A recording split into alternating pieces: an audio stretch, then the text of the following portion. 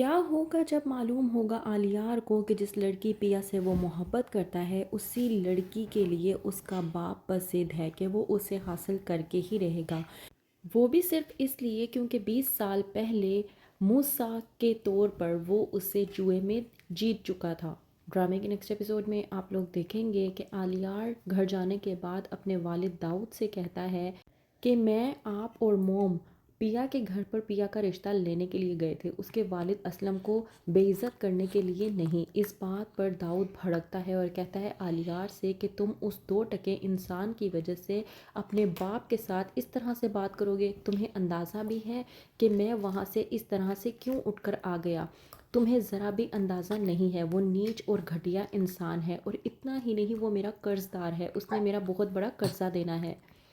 آلیار جب پوچھتا ہے اپنے والد داؤد سے کہ آخرکار ایسا کون سا قرضہ دینا ہے جس کی وجہ سے آپ نے ان کو اس طرح سے بے عزت کر دیا، تو داؤد خاموشی اختیار کر کے وہاں سے چلا جاتا ہے اور کہتا ہے کہ بس اتنا اپنے دماغ میں بٹھا لو کہ تمہاری شادی اس لڑکی پیا سے نہیں ہو سکتی، کیونکہ میں ایسا ہونے ہی نہیں دوں گا۔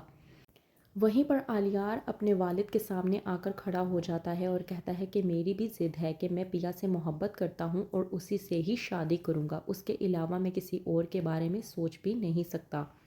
داؤد پریشانی کے عالم میں بیٹھا ہوتا ہے کہ وہیں پر نثار آتا ہے اور پوچھتا ہے داؤد سے کہ کیا ہو گیا۔ داؤد بتاتا ہے اسلم کے بارے میں۔ نثار اسلم کے بارے میں سن کر حیران و پریشان ہو کر رہ جاتا ہے کہ 20 سال کے بعد آخرکار اسلم کا ذکر کہاں سے آ گیا۔ کہتا ہے داؤد نثار سے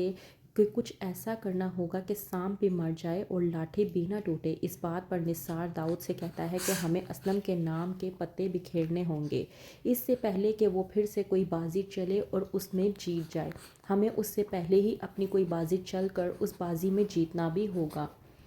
وہیں پر دوسری طرف آلیار جو پوری طرح سے بے چین ہوتا ہے کہ آخرکار ایسی کون سی بات ہے اس کے والد اور پیا کے والد میں، تو وہ مجبور ہو کر پیا کے پاس چلا جاتا ہے اور جا کر کہتا ہے کہ میں جاننا چاہتا ہوں۔ پیا چونکہ آلیار سے کہتی ہے کہ مجھے کچھ باتوں کے بارے میں بتایا ہے میرے ابو نے، مجھے لگتا ہے کہ اگر میں تمہیں ان باتوں کے بارے میں بتا بھی دوں تو تمہیں ان کی جانچ کرنی چاہیے تاکہ تمہیں بھی یقین ہو جائے۔ پیا سے بات کرنے کے بعد آلیار سمجھ نہیں پاتا۔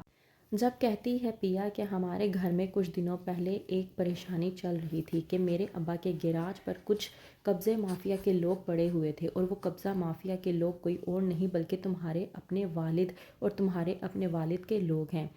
یہ بات سننے کے بعد آلیار پریشان ہو جاتا ہے اور وہ سیدھا سانول کے پاس پہنچ جاتا ہے۔ سانول جب آلیار کو دیکھتا ہے تو کہتا ہے کہ ایسی بھی کون سی بات ہو گئی یا ایسی بھی کون سی آفت آ گئی جو تمہیں اتنی دور میرے پاس آنا پڑا۔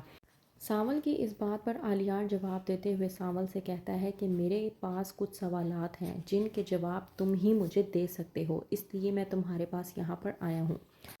آلیار جب پوچھتا ہے سانول سے کہ اسلم انکل کے گیراج پر قبضہ کرنے کے لیے کیا تمہیں میرے ڈیڈ نے کہا تھا، جب بتاتا ہے سانول آلیار کو کہ ہاں تمہارے ڈیڈ کے کہنے پر ہی یہ سب کچھ ہو رہا تھا، تو وہیں پر آلیار ہکا بکا ہو کر رہ جاتا ہے۔